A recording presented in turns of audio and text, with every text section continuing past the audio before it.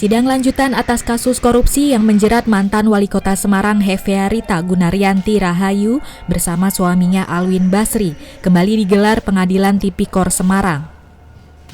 Pada sidang yang digelar Rabu siang, agenda sidang adalah pledoi atau pembacaan pembelaan dari terdakwa.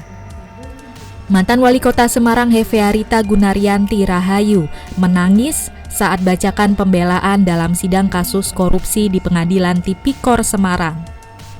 Dua terdakwa yang didakwa dengan 3 dakwaan korupsi meminta hakim untuk memutus keringanan dari tuntutan 6 tahun dan 8 tahun penjara. Dalam sidang ini Ita terlihat beberapa kali menangis menyesali atas kasus yang menjeratnya.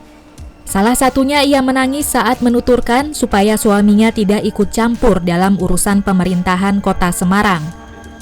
Namun sayangnya peringatan tersebut tidak diindahkan suaminya dan akhirnya ia harus terseret dalam kasus korupsi tersebut.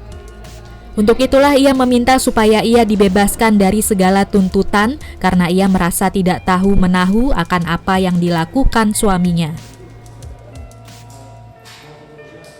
Perempuan bicara dengan hati, tapi tidak mau menuruti apa yang berkata saya.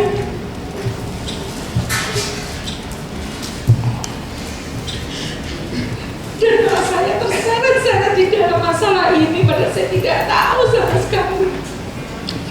Seolah-olah saya dipersekusi dan mempersatukan suami saya. Ini menjadi pembelajaran bahwa saya sudah sampaikan, karena pemerintah Kota Semarang ini ada pemerintah yang seperti itu. Saya sudah tahu sejak awal. Tadi juga pertama kali minta untuk dibebaskan.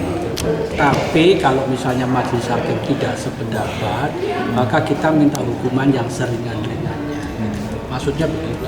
Mintanya tadi tetap bebas, tetapi kalau majelis hakim berpendapat lain, ya tentu saja kita minta supaya hukumannya yang seringan-ringannya, gitu. Berdasarkan rasa keadilan. Dalam tuntutannya, JPU KPK menuntut mantan Wali Kota Semarang tersebut dengan pidana penjara 6 tahun dan suaminya 8 tahun penjara. Ita dan suaminya Alwin Basri didakwa melakukan pemotongan insentif pegawai Bapenda Kota Semarang, menerima suap proyek di 16 kecamatan, serta menerima suap dari proyek meja kursi Dinas Pendidikan Kota Semarang sebesar 9 miliar rupiah. Selain dituntut pidana penjara, keduanya juga dituntut membayar ganti rugi kepada negara. Untuk Ita sebesar 683 juta rupiah dan Alwin Basri 4 miliar rupiah. Tutuk Carita melaporkan.